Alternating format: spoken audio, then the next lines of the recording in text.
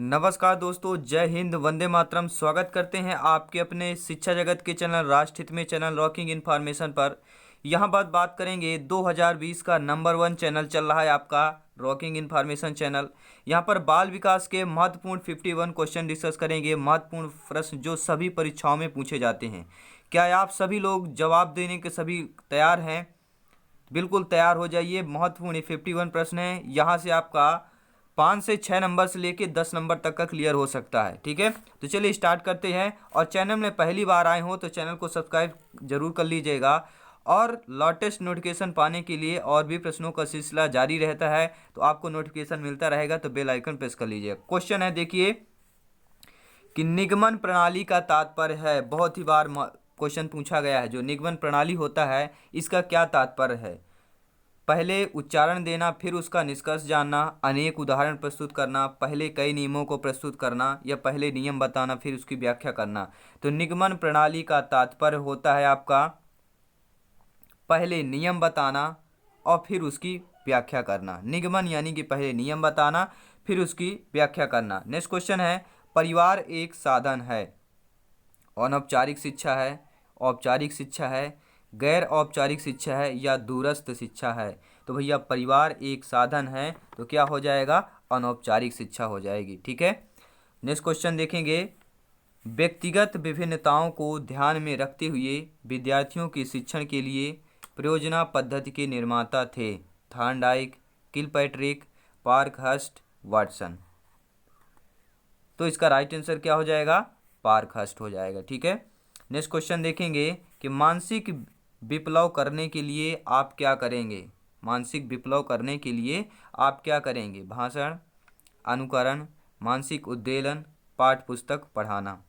तो क्या करेंगे? मानसिक उद्वेलन करेंगे। ठीक है, नेक्स्ट क्वेश्चन है कि राष्ट्रीय सामाजिक अध्ययन शिक्षण का राष्ट्रीय पाठ्यक्रम बनाया गया। जो आपका राष्ट्रीय सामाजिक अध्ययन शिक्षण का राष्ट्रीय पाठ्यक्रम है, बनाया गया, कब बनाया गया था, किस सन में बनाया गया था? तो वह आपका है 2005 में बनाया गया है।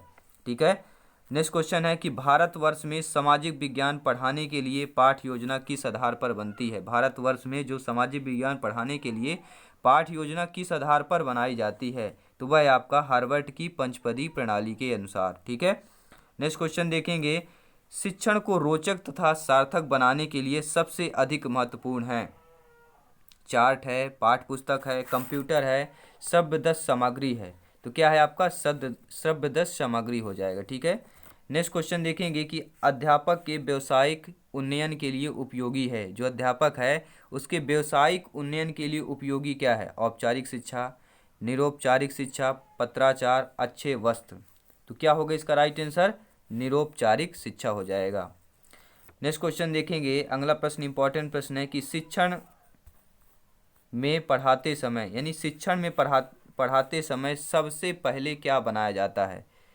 वार्षिक योजना, इकाई योजना, दैनिक पाठ योजना, या आपका प्रतिमान?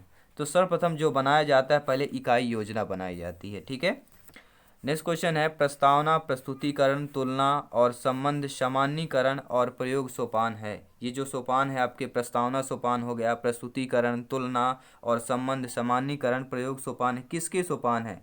ब्लूम उपागम के, हार्वर्ड के, मैरिसन के, या ग्लोबरियन के?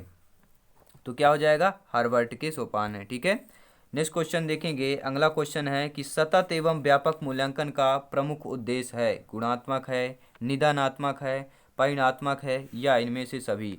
तो क्या हो जाएगा? देखिए, सतत एवं व्यापक मूल्यांकन जो प्रमुख उद्देश्य होता है, गुणात्मक भी होता है, निदानात्मक भी होता है, परिणात्मक भी होता है। तो उपरोक्त सभी द राइट आंसर हो जाएगा। ठीक है, नेक्स्ट क्वेश्चन देखते हैं। अगला प्रश्न है कि योजना विधि के मुख्य सोपान है। जो योजना विधि है उसका जो मुख्य सोपान कौन सा है? ठीक है, तो मुख्य सोपान क्या हो जाएगा आपका? समस्या की पहचान, आंकड़ों का संकलन, निष्कर्ष और समाधान। ठीक है, नेक्स्ट क्वेश्चन देखेंगे। अगला प्रश्न है आपका कि प्राथमिक स्तर पर पर्यावरण अध्ययन के लिए कौन सी विधि प्रभावशाली है? प्राथमिक स्तर यानी कि 1 से लेकर 5 तक की कक्षाओं पर जो पर्यावरण अध्ययन की सबसे प्रभावशाली विधि कौन सी होती है? योजना विधि, कहानी विधि, व्याख्यान विधि, वाद विवाद विधि। तो आपकी कहानी विधि सबसे प्रभावशाली विधि होती है। नेक्स्ट क्वेश्चन है ज्ञानात्मक पक्ष का अंतिम स्तर क्या है। जो आपका ज्ञानात्मक पक्ष है इसका अंतिम स्तर क्या होता है, तो इसका अंतिम स्तर मूल्यांकन होता है। ठीक है, नेक्स्ट क्वेश्चन देखेंगे शिक्षण प्रक्रिया में किसे आश्रित चर कहा जाता है। जो शिक्षण प्रक्रिया है उसमें आपका आश्रित चर किसे कहा जाता है, शिक्षक को, छात्र को, पाठ्यक्रम को, सहायक सामग्री को। तो किसको कहा जाता है, छात्र को आश्रित चर कहा जाता है। ठीक है, नेक्स्ट क्वेश्चन है कि डाल्टन शिक्षण विधि का विकास किसने किया। जो आपका डाल्टन शिक्षण विधि है उसका विकास किसने किया था, फ्रोबेल ने, W.H. किलपैट्रिक ने, मिस हेलेन पार्कहर्स्ट ने या डाल्टन ने। किसने किया है, तो मिस हेलेन पार्कहर्स्ट ने किया है। ठीक है, देखिए यहाँ पे डाल्टन विधि का विकास की बात की गई है, तो डाल्टन ही यहाँ पे क्या होगा, मिस हेलेन पार्क, तीसरा ऑप्शन सही हो जाएगा। ठीक है, नेक्स्ट क्वेश्चन देख लेते हैं कि आधुनिक शिक्षण अधिगम प्रक्रिया में शिक्षक की भूमिका है। ठीक है, आधुनिक शिक्षण अधिगम प्रक्रिया में शिक्षक की भूमिका क्या है, तो यह हो जाएगा सीखने हेतु एक अच्छे सुलभकर्ता की। ठीक है, क्या भूमिका है, सीखने हेतु एक अच्छे सुलभकर्ता की भूमिका है। नेक्स्ट क्वेश्चन है कि शिक्षा का अति महत्वपूर्ण उद्देश्य है आजीविका कमाना, बच्चों का सर्वांगीण विकास करना, पढ़ना एवं लिखना सीखना, बौद्धिक विकास। तो शिक्षा का अति महत्वपूर्ण उद्देश्य है क्या होगा, बच्चों का सर्वांगीण विकास करना। नेक्स्ट क्वेश्चन है शिक्षण अधिगम प्रक्रिया को प्रारंभ करने से पहले एक कुशल अध्यापक को क्या करना चाहिए। क्या करना चाहिए, अधिगम परिस्थितियां उत्पन्न करना चाहिए। कुशल अध्यापक क्या करना चाहिए, अधिगम जो परिस्थितियां हैं उनका उत्पन्न करना चाहिए। नेक्स्ट क्वेश्चन है कि निम्नलिखित में से आगमन विधि का कौन सा पद नहीं है। ठीक है, देखिए विभिन्न उदाहरणों प्रस्तुत करना ये आगमन विधि का पद है, परिकल्पनाओं का निर्माण यह आपका आगमन विधि का पद नहीं है, अवलोकन आपका आगमन विधि का ठीक है पद है, और सामान्यीकरण भी आपका आगमन विधि का पद है, लेकिन आपको जो परिकल्पना का निर्माण करना आगमन विधि का पद आपका नहीं है। ठीक है, नेक्स्ट क्वेश्चन देखेंगे, अगला प्रश्न है कि NCF 2005 के अनुसार गणित शिक्षण होना चाहिए। जो NCF 2005 है उसके अनुसार जो गणित शिक्षण कैसा होना चाहिए, बाल केंद्रित होना चाहिए। ठीक है, नेक्स्ट क्वेश्चन है, ये सभी प्रश्न बार बार पूछे गए हैं सभी शिक्षक भर्ती में, चाहे सीटेट एमपीटेट सभी के लिए महत्वपूर्ण इंपॉर्टेंट है।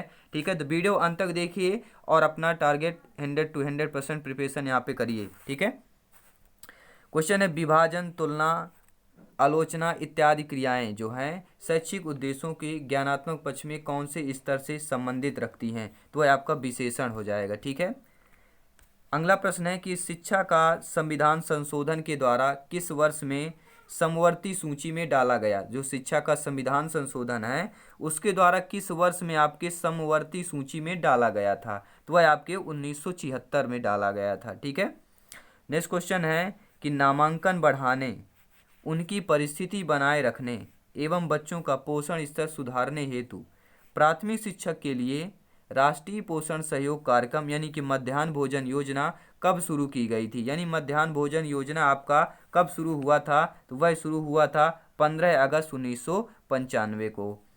अगला प्रश्न है कि संविधान 86वें संशोधन अधिनियम 2002 के भाग 3 में जिस नई धारा को जोड़कर 6 से 14 वर्ष की आयु वर्ग के सभी बच्चों को मुफ्त एवं अनिवार्य शिक्षा को मूलभूत अधिकार बनाने की बात कही, वह संविधान की वह धारा कौन सी है, तो वह आपकी धारा हो जाएगी 21A। ध्यान दीजिएगा, इंपॉर्टेंट प्रश्न है। ठीक है, नेक्स्ट क्वेश्चन है मई 1998 में किसकी स्थापना की गई थी। यानी कि मई में जो सन 1998 में किसकी स्थापना की गई थी, तो वह आपके राष्ट्रीय साक्षरता मिशन की स्थापना की गई थी।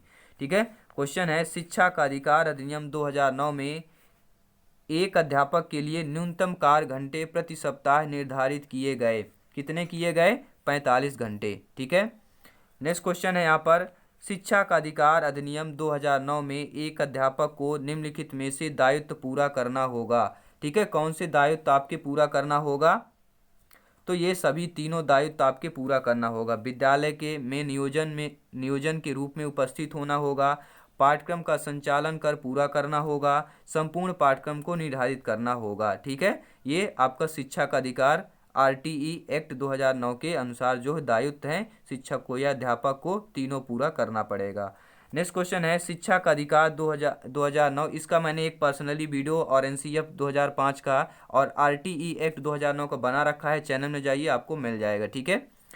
तो आरटीई एक्ट या शिक्षा का अधिकार 2009 में निर्दिष्ट दिया गया है कि कक्षा 1 से 5 तक यदि प्रवेश दिए गए विद्यार्थी की संख्या 200 से अधिक है तो विद्यार्थी अध्यापक आवश्यक अनुपात क्या होगा, ठीक है। तो क्या अनुपात होगा यहाँ पर, तो अनुपात होगा आपका 40 का अनुपात होगा, विद्यार्थी और ये अध्यापक और बालकों का या आपके शिक्षार्थी का, तो एक अध्यापक पे 40 विद्यार्थी, ठीक है, यह आपका अनुपात रहेगा। अगला प्रश्न है कि शिक्षा का अधिकार भारतीय संविधान में किस मूल अधिकार में शामिल है, ठीक है। तो किस मूल अधिकार में शामिल है, आपके स्वतंत्रता के अधिकार में शामिल है, यानी कि शिक्षा का अधिकार स्वतंत्रता का अधिकार है, सभी को होना चाहिए, सभी लोग ले सकते हैं, ठीक है, सभी लोगों का हक है यहाँ पर। बच्चों के लिए निःशुल्क एवं अनिवार्य शिक्षा का अधिकार अधिनियम 2009 के लिए लागू है, ठीक है। कितने वर्ष के निःशुल्क अनिवार्य शिक्षा का कितने वर्ष के बच्चों के लिए लागू है, तो यहाँ पर कौन सा है, 6 से 14 वर्ष तक के बच्चों के लिए। ये सिंपल सा क्वेश्चन है, लगभग सभी लोग जानते होंगे।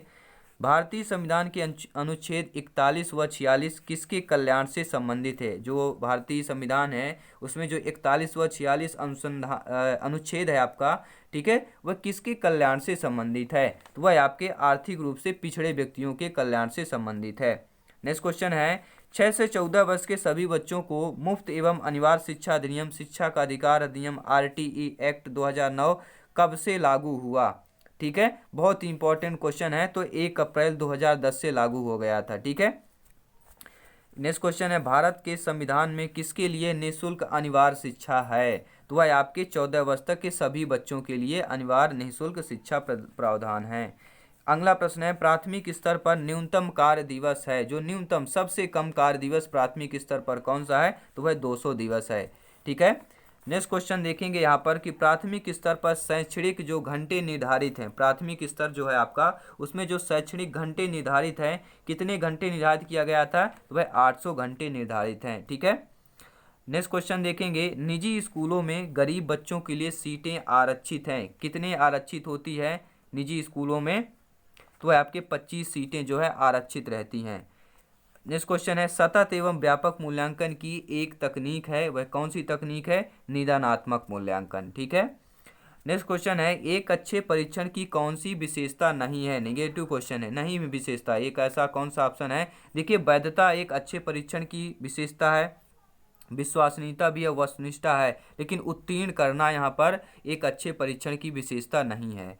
नेक्स्ट क्वेश्चन है कि छात्रों में रटने की प्रवृत्ति को रोकने हेतु कैसे प्रश्न पूछने चाहिए, रटने की प्रवृत्ति रोकना है छात्रों में तो शिक्षक कैसे प्रश्न पूछेंगे, तो वह वस्तुनिष्ठ प्रश्न पूछेंगे, ठीक है।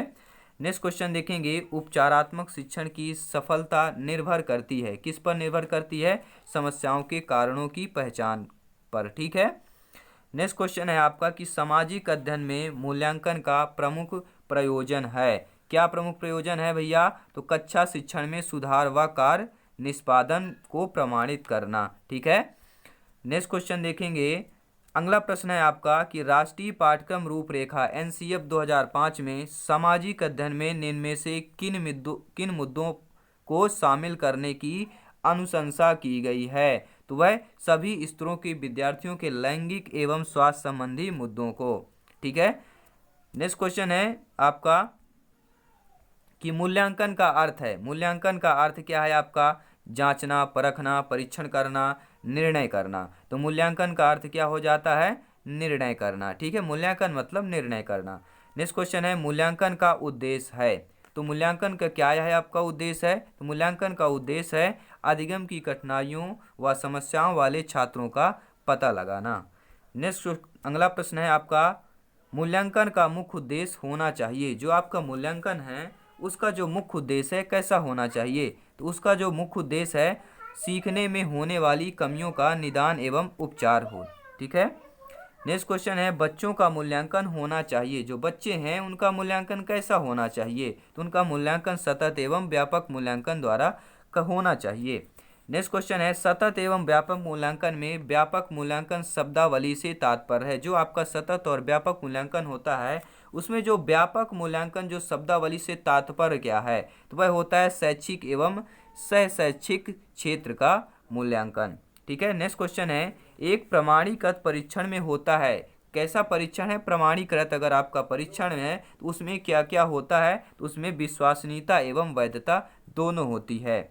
अगला प्रश्न है, वे प्रश्न जिनके उत्तर हेतु हाँ या नहीं में से एक का चयन करना हो उन्हें वर्गीकृत किया जाता है। हाँ नहीं में या सत्य सत्य कह सकते हैं, ठीक है। तो यहाँ पर आपको किस में वर्गीकृत किया जाएगा, ठीक है? तो वह आपके वस्तुनिष्ठ में वर्गीकृत किया जाएगा, ठीक है। नेक्स्ट क्वेश्चन देखेंगे। अगला प्रश्न है आपका कि वस्तुनिष्ठ प्रश्न की सबसे बड़ी विशेषता क्या होती है? जो आपके वस्तुनिष्ठ प्रश्न होते हैं, विकल्पीय प्रश्न होते हैं, जो आपके एग्जाम में आते हैं, इसकी जो सबसे बड़ी विशेषता है वह क्या होती है? उसका एक ही उत्तर होता है, ये सबसे बड़ी विशेषता होती है, ठीक है। अगला प्रश्न है, योगात्मक मूल्यांकन का उद्देश्य है, जो आपका योगात्मक मूल्यांकन होता है उसका उद्देश्य क्या है? उसका उद्देश्य होता है समय विशेष एवं विभिन्न कार्यों पर एक विद्यार्थी ने कितना अच्छा निष्पादन किया है उसका पता लगाना, ठीक है। नेक्स्ट क्वेश्चन है यहाँ पर सभी इंपॉर्टेंट फैक्ट है। निर्माणात्मक मूल्यांकन का उद्देश्य है, जो आपका निर्माणात्मक मूल्यांकन होता है उसका जो उद्देश्य है वह कौन सा है? तो उसका उद्देश्य होता है प्रगति पर गौर करना एवं उपचारात्मक अनुदेश की योजना करना, ठीक है। नेक्स्ट क्वेश्चन है आपका कि मूल्यांकन किया जाना चाहिए, मूल्यांकन कहाँ किया जाना चाहिए? मूल्यांकन से बच्चे पढ़ेंगे। देखिए मूल्यांकन क्यों किया जाना चाहिए, यहाँ पर ऐसा प्रश्न होना चाहिए, ठीक है। तो क्यों किया जाना चाहिए? ताकि बच्चे के सीखने के स्तर का ज्ञान होता है, ठीक है। आई होप अगर चैनल में पहली बार आए तो चैनल को सब्सक्राइब कर लीजिएगा और बेल आइकन प्रेस कर लीजिएगा ताकि लेटेस्ट नोटिफिकेशन आने वाले वीडियो जो होंगे, ठीक है, वो आपको नोटिफिकेशन के इनबॉक्स में पहुंच जाएंगे। तो वीडियो कैसा लगे हो तो प्यारा सा अपना हर भाई बहन कमेंट कर देंगे, हर शिक्षक बंधु कमेंट कर दीजिएगा। बहुत ही मेहनत से वीडियो बनती है, आपके लिए मेहनत करते हैं, तो आप ही अपना प्यार और स्नेह बनाए रखिए। और इस चैनल को नंबर 1 चैनल बनाना है, वाकई में बहुत अच्छा प्यार और स्नेह मिल रहा है। तो प्लेलिस्ट में जाइए, सभी आपको वीडियोज मिल जाएंगी सभी सब्जेक्ट की, और जो भी प्रैक्टिस सेट चल रहे हैं उनको अटेंड कीजिए, ठीक है। तब तक के लिए जय हिंद, वंदे मातरम। मिलते हैं नेक्स्ट वीडियो में, तब तक के लिए